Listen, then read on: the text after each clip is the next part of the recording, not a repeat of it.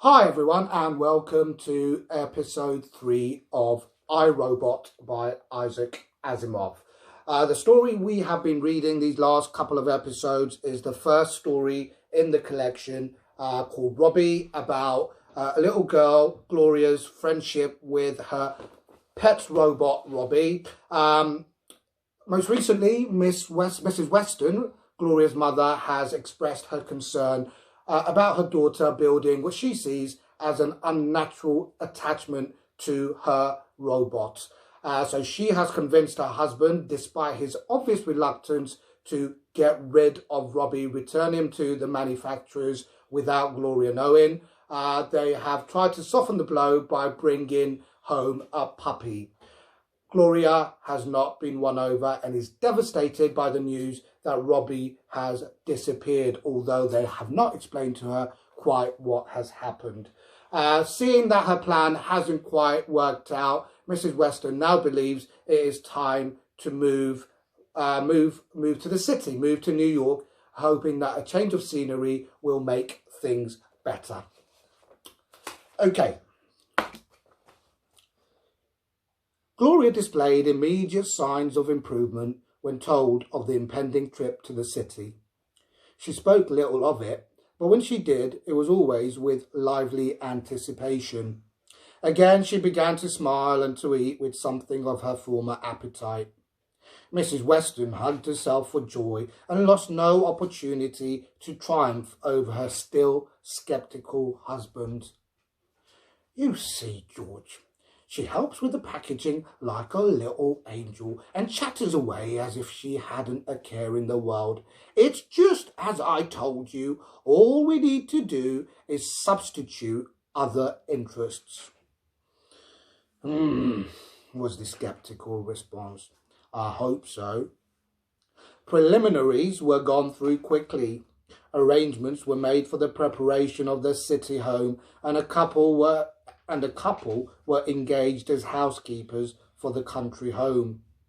When the day of the trip finally did come, Gloria was all but her old self again, and no mention of Robbie passed her lips at all.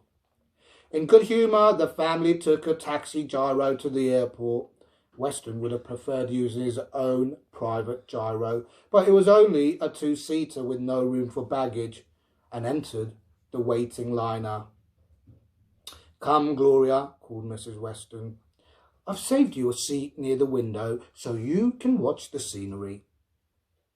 Gloria trotted down the aisle cheerily, flattened her nose into a white oval against the thick clear glass, and watched with an intentness that increased as the sudden coughing of the motor drifted backward into the interior.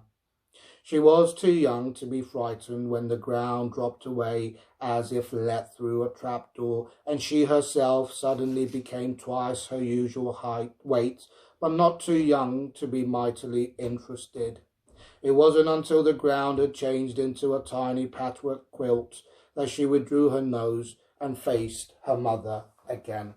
Just to pause there for a second, obviously this is some kind of futuristic world, hence we have robots who are used as help, as aides, as companions, as pets, and more importantly, we have this technology here, such as the gyro taxi, which seems to be able to fly.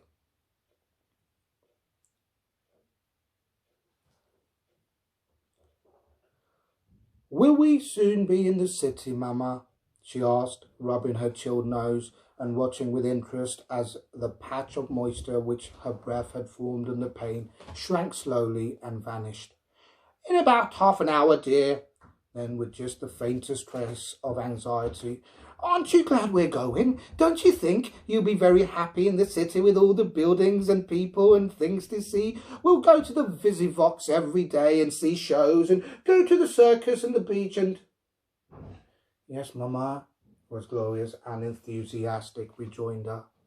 The liner passed over a bank of clouds at that moment, and Gloria was instantly absorbed in the unusual spectacle of clouds underneath one. Then they were over clear sky again, and she turned to her mother with a sudden mysterious air of secret knowledge. I know why we're going to the city, Mama. Do you? Mrs. Weston was puzzled. Why, dear? You didn't tell me because you wanted it to be a surprise, but I know. For a moment she was lost in admiration at her own acute penetration, and then she laughed gaily. We're going to New York so we can find Robbie, aren't we? With detectives. The statement caught George Weston in the middle of a drink of water with disastrous results. There was a sort of strangled gasp, a geyser of water, and then a bout of choking coughs. When all was over, he stood there, a red-faced, water-drenched, and very, very annoyed person. Mrs. Weston maintained her composure, but when Gloria repeated a question in a more anxious tone of voice, she found her temper rather bent. Maybe, she retorted tartly. Now sit and be still, for heaven's sake. New York City, 1998 AD, was a paradise for the sightseer more than ever in its history. Gloria's parents realized this and made the most of it.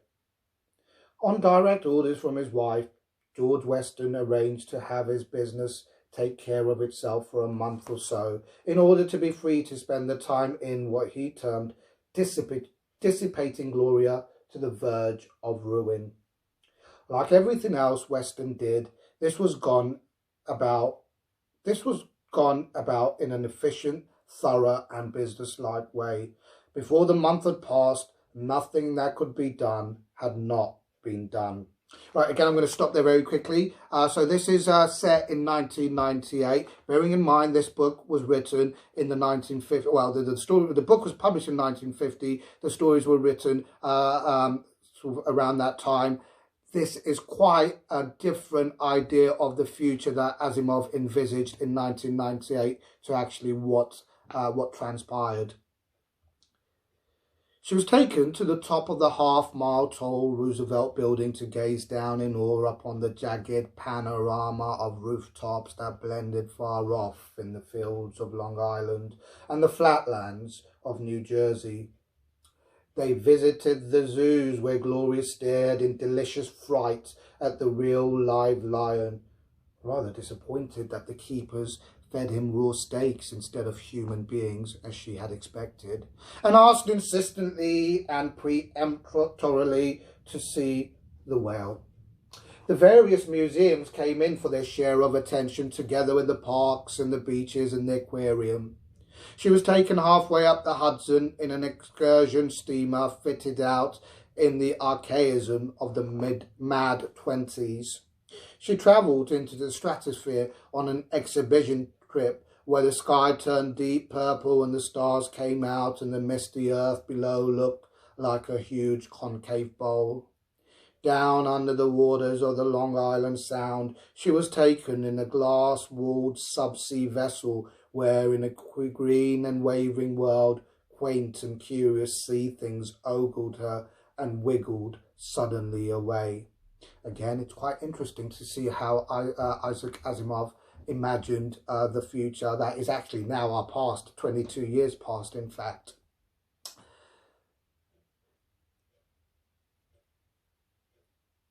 On a more prosaic level, Mr. Weston took her to the department stores where she could revel in another type of fairyland.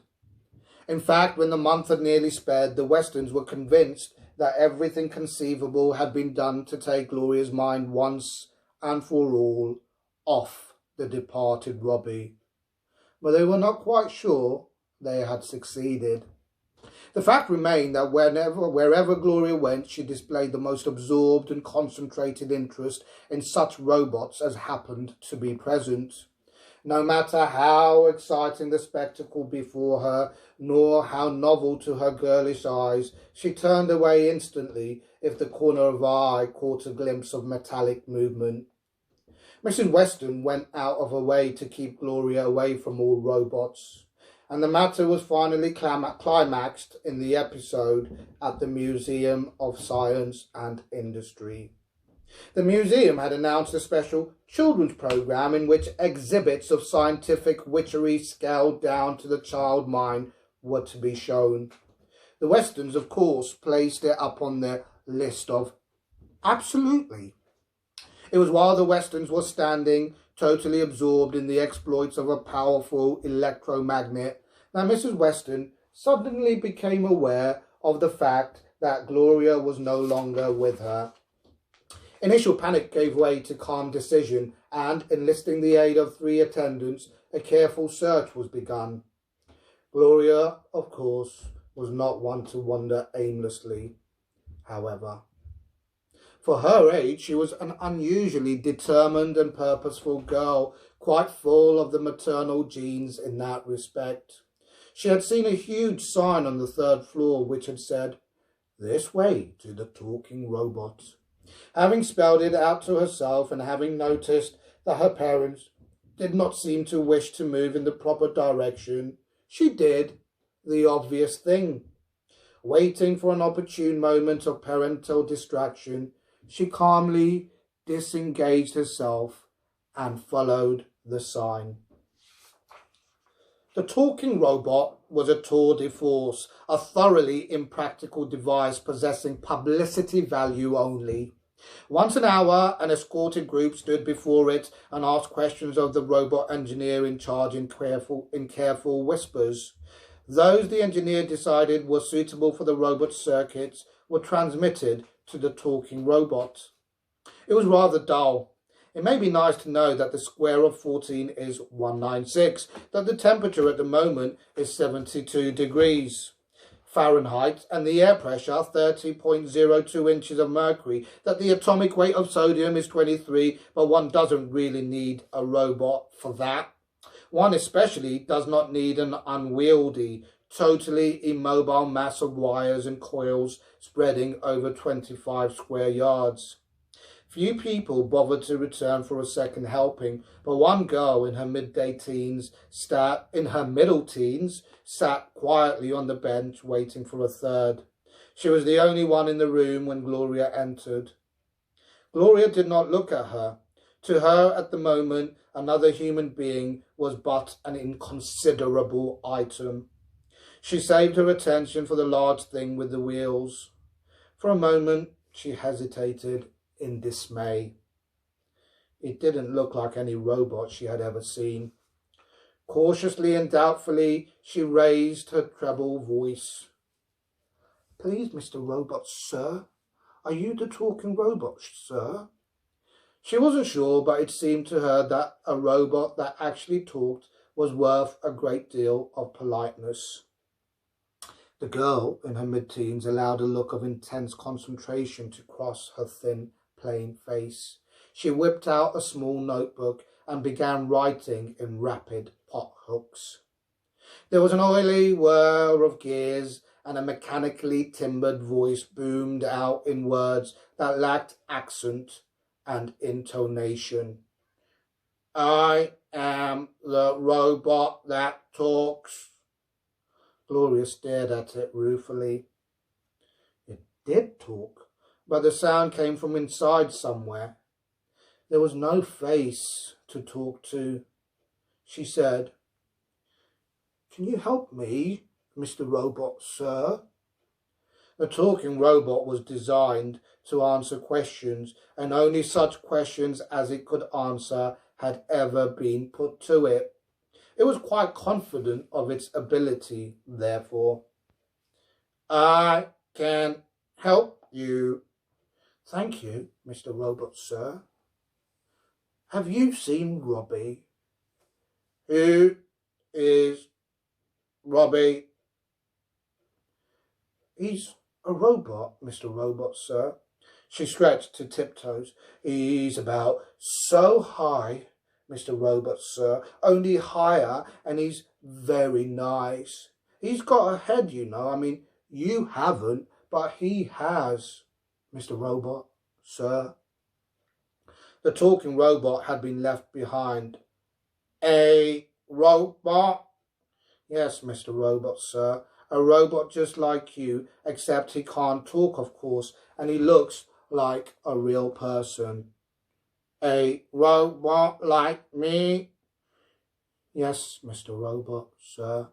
To which the talking robot's only response was an erratic splutter and an occasional incoherent sound. The radical generalization offered it, i.e. its existence, not as a particular object, but as a member of a general group, was too much for it. Loyally, it tried to encompass the concept, and half a dozen coils burnt out. Little warning signs were buzzing. The girl in her mid-teens left at that point. She had enough for her physics one paper on practical aspects of robotics. This paper was Susan Calvin's first of many on the subject. Gloria stood waiting with carefully concealed impatience for the machine's answer when she heard the cry behind her of, "There she is!" and recognised that cry as her mother's. "What are you doing here, you bad girl?" cried Mrs. Weston, anxiety dissolving at once into anger. "Do you know you frightened your mamma and daddy almost to death? Why did you run away?" The robot engineer had also dashed in, tearing his hair and demanding who of the gathering crowd had tampered with the machine. "Can't anybody read signs?" he yelled. "You're not allowed in here without an attendant." Gloria raised her grieved voice over the din. "I only came to see the talking robot, Mama.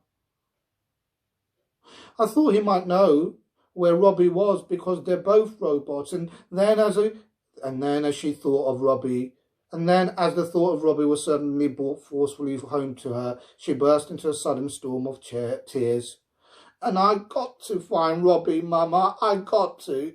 Mrs. Weston strangled her cry and said, "Oh, good heavens! Come home, George. This is more than I can stand." That evening, George Watson left for several hours, and the next morning he approached his wife with something that looked suspiciously like smug complacence. "I've got an idea, Grace." "About what?" was the gloomy, uninterested query. "About Gloria." "You're not going to suggest buying back that robot?" "No, of course not." "Then go ahead. I might as well listen to you. Nothing I've done seems to have done any good." "All right. Here's what I've been thinking. The whole trouble with Gloria is that she thinks of Robbie as a person and not a machine. Naturally, she can't forget him.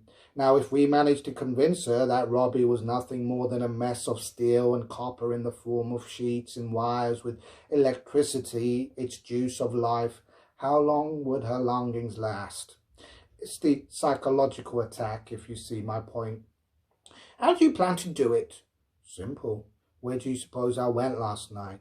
I persuaded Robertson of US Robots and Mechanical Men, Inc. to arrange for a complete tour of his premises tomorrow.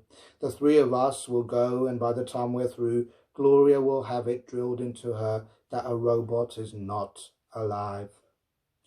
Mrs. Weston's eyes widened gradually, and something glinted in her eyes that was quite like sudden admiration. "Why, George, that's a good idea." And George Weston's vest button strained.